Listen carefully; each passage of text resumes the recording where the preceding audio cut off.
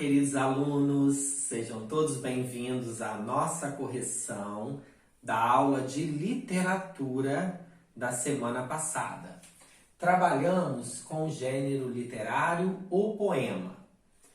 Trabalhamos com o poema de José Paulo Paes, poema intitulado Canção do Exílio, o intertexto da Canção do Exílio de Gonçalves Dias, que no momento da nossa aula no Meet presencial, eu fiz a leitura na íntegra da Canção do Exílio de Gonçalves Dias.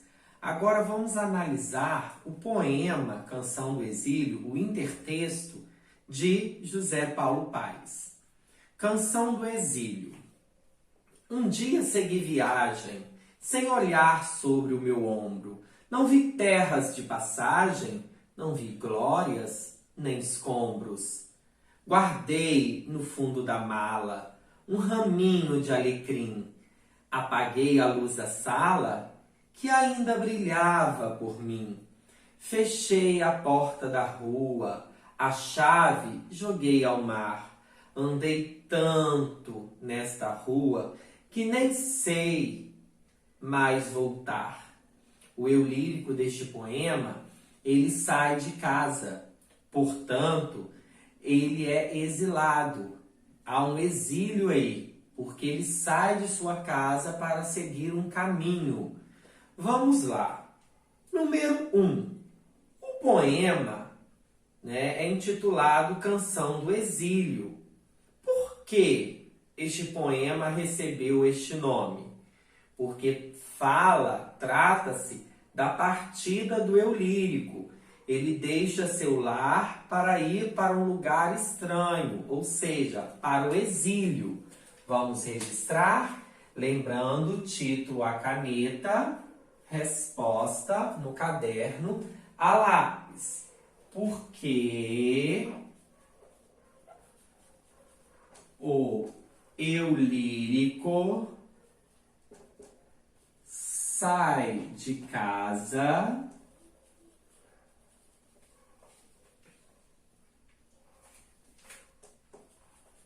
ou seja, há uma partida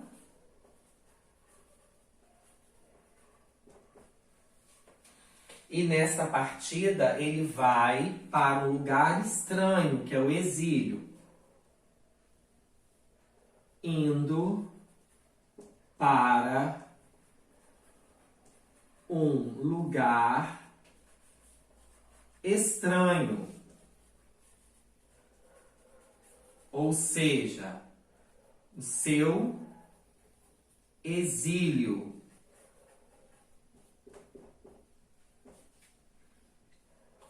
Número 2. O eu lírico guarda na mala o ramo de alecrim. O que esse fato revela em relação à sua expectativa, sobre a sua viagem? Então, o ramo de alecrim, ele traz sorte. Então, revela, é associada à ideia de que sua viagem terá sorte, Logo, o fato de que o eu lírico ter na mala o ramo de alecrim indica que ele espera ter um futuro promissor em sua viagem. Então, o número 2, nós vamos colocar: ele pede sorte em sua viagem. Vírgula. Então, o fato do eu lírico ter na mala o ramo de alecrim espera, esperando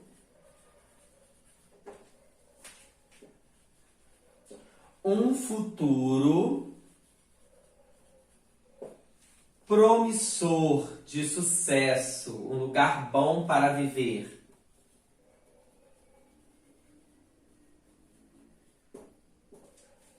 O número 3. Sobre a partida do eu lírico, responda. Ele deixa alguém que se preocupa com ele? Na letra A?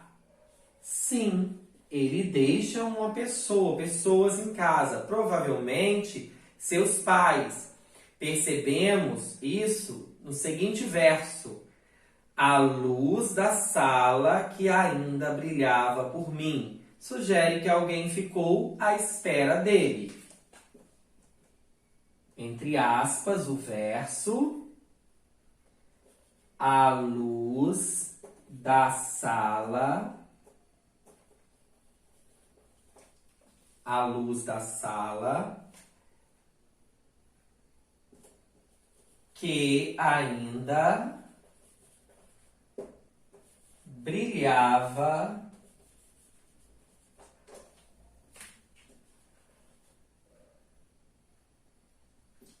por mim. Sugere que ficou alguém na casa, ou seja, à sua espera, certo? Então aqui nós temos o número 1, né? Quando fala do título Canção do Exílio, faz referência à saída do eu lírico de sua casa, uma partida, né, ele indo para um outro lugar diferente, estranho, que seria o seu exílio. Logo no número 2, o ramo de alecrim é para trazer sorte em sua viagem, para a sua viagem, esperando que ele tenha um futuro promissor em sua viagem. No número 3, na A e B, a A vai perguntar se alguém ficou em casa lá esperando por ele, preocupado com o eu lírico. Claro que sim, percebemos pelos seguintes versos. Separei com a barra. A luz da sala que ainda brilhava por mim, que sugere que alguém ficou lá na casa esperando pelo eu lírico.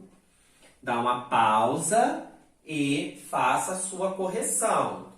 Logo vou apagar aqui para irmos para a letra B do número 3. Na letra B, né? Na letra B vai perguntar assim: ele tinha planos de voltar? Não.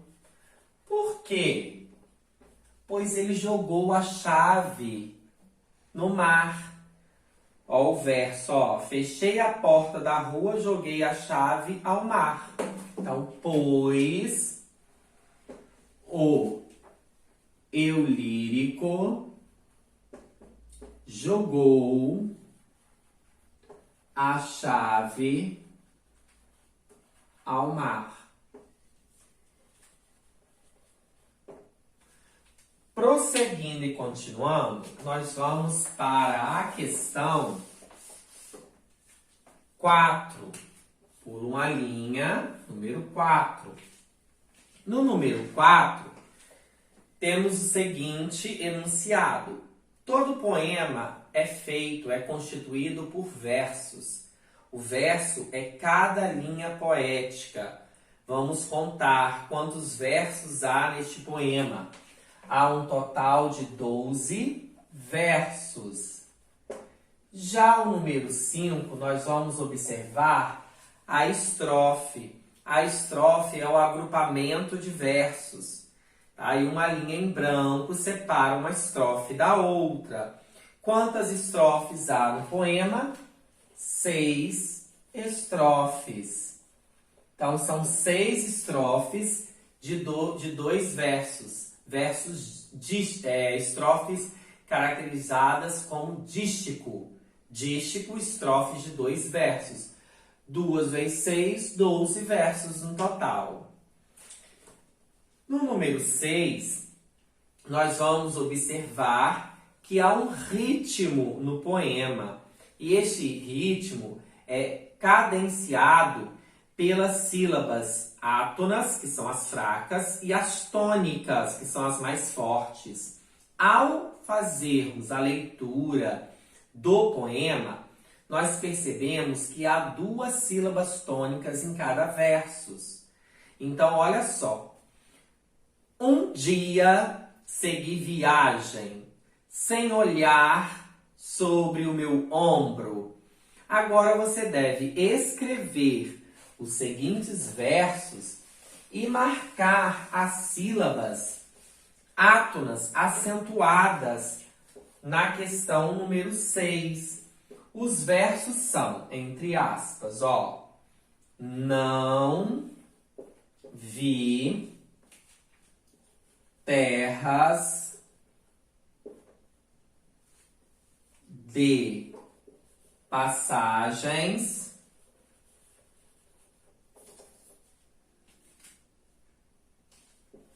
não vi glórias nem escombros. Nesses 2 versos, nós vamos marcar, pode pegar uma caneta de um tom diferente, e marcar as sílabas acentuadas, onde nós pronunciamos com maior intensidade e força no momento de recitar o poema. Não vi terras de passagens, então nós temos aqui a sílaba ter e a sílaba passagens. Olha só, se eu separar primeira, segunda, terceira, quarta, quinta, sexta, sétima, sílabas tônicas. Então, aqui eu tenho a terceira e a sétima sílabas mais acentuadas. Isso ocorrerá também no outro verso.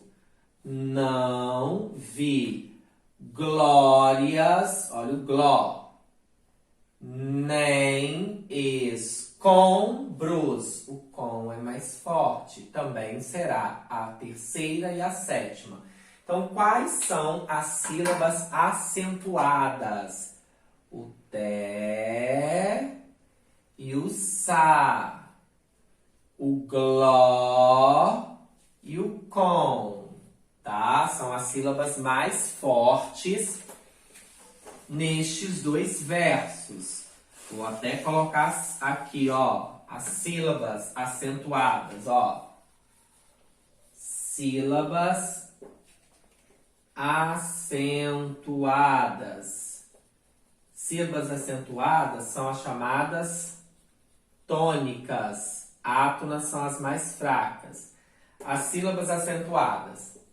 Té, ponto e vírgula, sá, ponto e vírgula, gló, ponto e vírgula, e o com.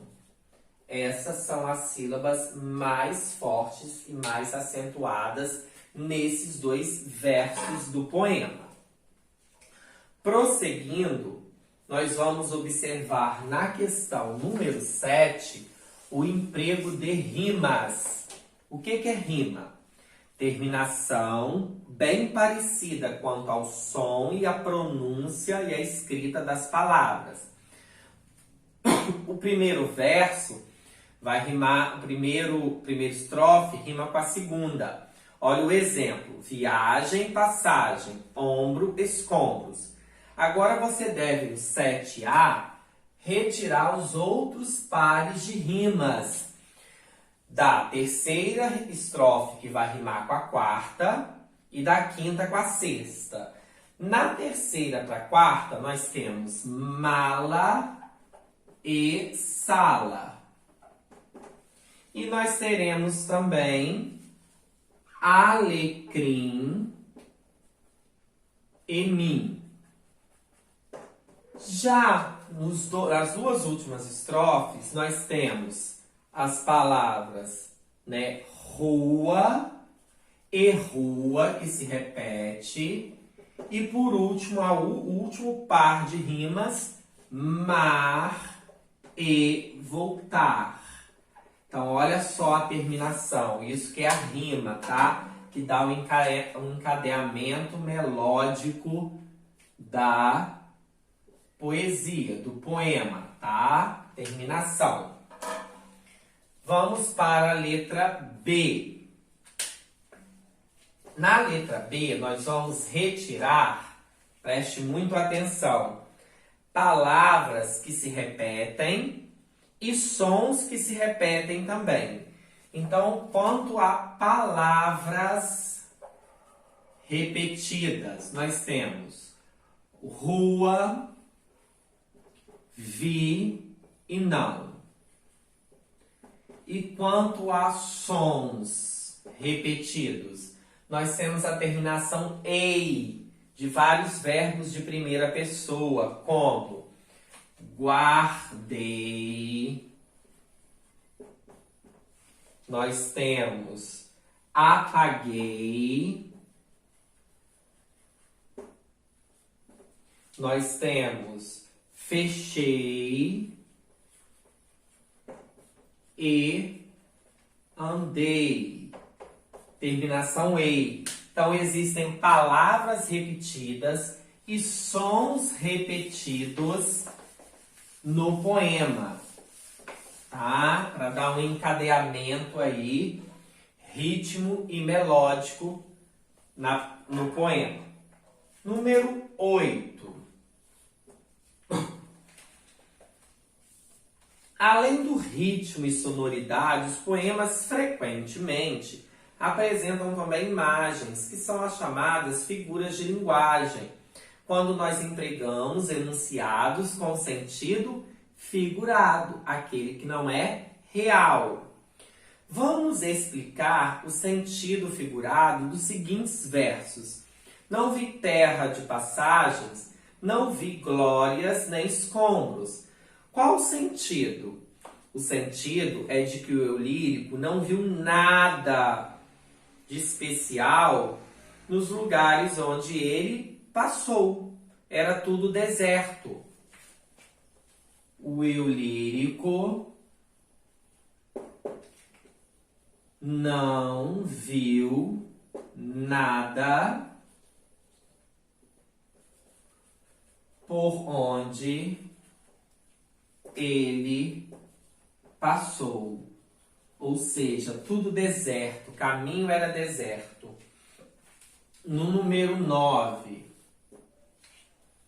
os poemas costumam apresentar palavras ou expressões que são associadas aos sentidos.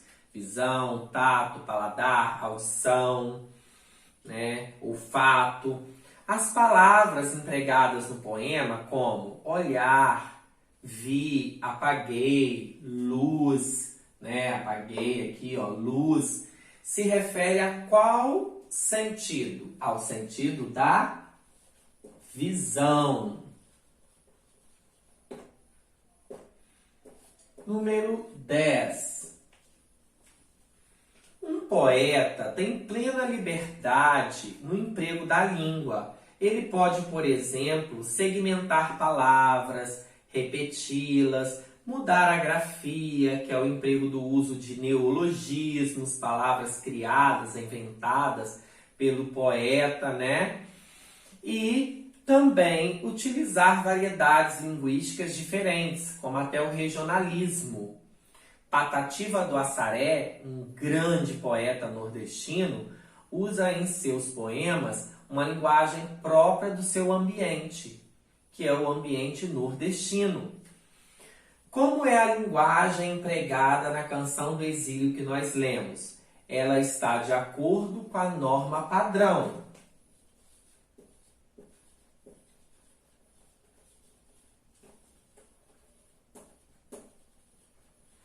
A norma padrão é a linguagem formal e não a informal. Empregamos linguagem formal, por exemplo, numa história em quadrinhos, numa HQ, onde há um diálogo entre personagens em que eles são amigos, são próximos. Esse é um exemplo de linguagem formal em um texto. Nesse texto ele usa uma linguagem mais próxima da linguagem formal, da norma padrão da língua, ok? Então aqui você dá pausa, corrija, pares de rimas do poema: mala, sala, alecrim, mim, rua, rua, mar, voltar. B. Palavras repetidas ou sons repetidos no poema. Palavras: rua, vi, não. E depois, sons repetidos. Terminação EI dos verbos de primeira pessoa. Guardei, apaguei, fechei, andei. Número 8. Por onde o Eurílico passou, ele não viu nada, tá? Ele passou em lugares desertos, onde não tinha nada, não vi terras nem escombros, tá? Então quer dizer que ele não viu nada por ali, né? Palavras como luz, apaguei, né, são ligadas a que órgão do sentido? Visão. E quanto à linguagem empregada, mais próxima da linguagem formal, ou seja, a norma padrão da língua. Já a questão 11 eu fiz com vocês no horário da aula, onde nós escrevemos tópicos que caracterizam o poema, esse gênero textual, esse gênero, né, literário. Então, número 11. Primeira bolinha.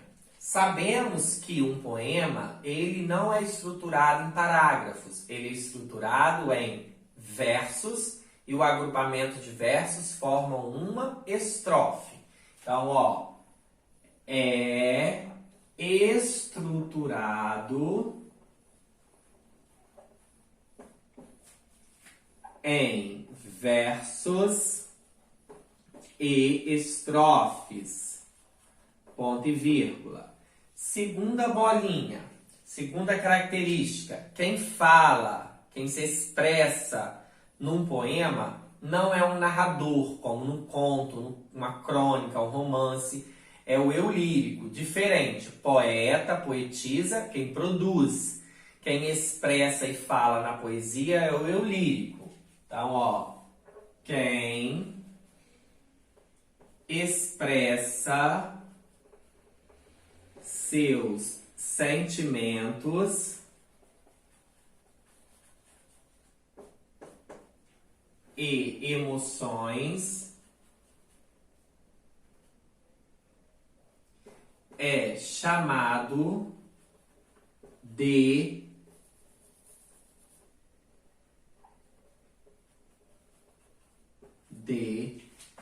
eu lírico. Pode ser eu lírico ou eu poético, ok? Terceiro item que caracteriza um poema.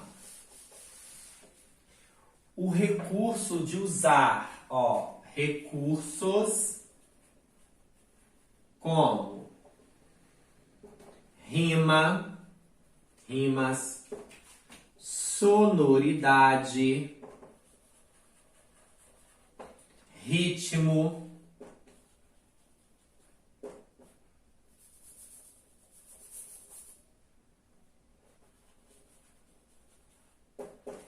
são algumas características, né? Ritmo, sonoridade, rimas.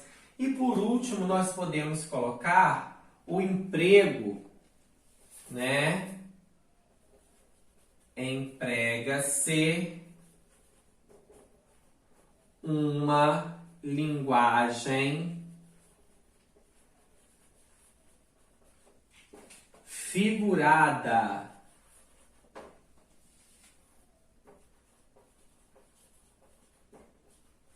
Subjetiva.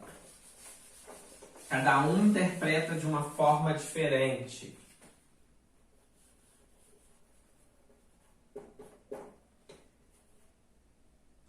Explorando emoções e sentimentos, né? Que são os casos das figuras de linguagem. O que é uma figura de linguagem? Uma metáfora, uma metonímia, uma hipérbole. personificação ou prosopopeia, antítese, eufemismo, ironia, dentre outras, pleonasmo, figuras de linguagem que são recursos próprios de uma linguagem figurada e subjetiva, que é a linguagem própria do poema. Então, recapitulando 11, algumas características desse gênero literário, o poema. O poema é sempre estruturado em versos e o agrupamento, verso é cada linha poética, o agrupamento de versos formam estrofes. Quem expressa os sentimentos e as emoções dentro de um poema é chamado de eu lírico ou eu poético. Utiliza recursos como rimas, sonoridade e ritmo, tá? Para ter um encadeamento melódico na poesia, no poema. Emprega-se uma linguagem figurada, que é aquela conotativa. Denotativa é a real, literal, de acordo com o dicionário. Então, é uma linguagem conotativa, que é aquela linguagem figurada, subjetiva. Cada um interpreta de um jeito diferente. Exemplo. O amor é fogo que arde sem se ver, é ferida que dói e não se sente, é um contentamento descontente. Isso é uma metáfora. O amor é fogo que arde sem se ver. Eu posso interpretar que o amor ele é tão forte, tão profundo, que ele machuca, fere, ele é fogo.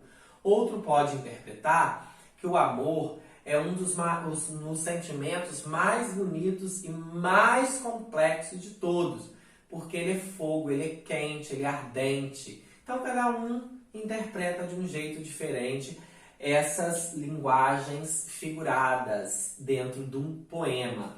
E o recurso de usar algumas figuras de linguagem, metáfora, associação de ideias com sentido figurado, antítese, palavras contrárias, vida, morte, alegria, tristeza, pleonasmo, redundância, rir meu riso, né? Existem os pleonasmos viciosos também, subir para cima, entrar para dentro.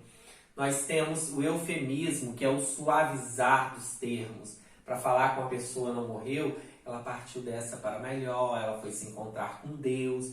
Já a hipérbole é o exagero. Falei com você 1000 vezes, estou chorando rios de lágrimas. Tá? Ironia é quando você fala uma coisa e você contradiz aquilo que você disse, ironizando.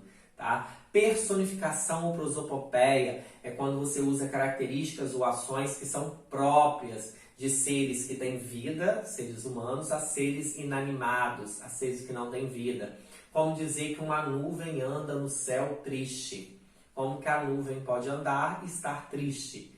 Então essas são as figuras de linguagem que geralmente são empregadas em textos de linguagem poética, ou seja, em poemas. Então o tio deixa aqui, ó, um beijo, fiquem com Deus, até a nossa próxima aula de literatura e não se esqueçam, vá pausando e vá corrigindo para que fique tudo organizado no seu caderno, a correção da parte de literatura. Porque na próxima aula de literatura, nós iremos para o Agora é Sua Vez. Você vai começar a produzir poemas. Aí já vem a parte da escrita, da produção, da imaginação. Ok? Tchau, tchau. Fiquem com Deus. Até a próxima aula. Tio amo vocês e estou morrendo de saudades. Beijos.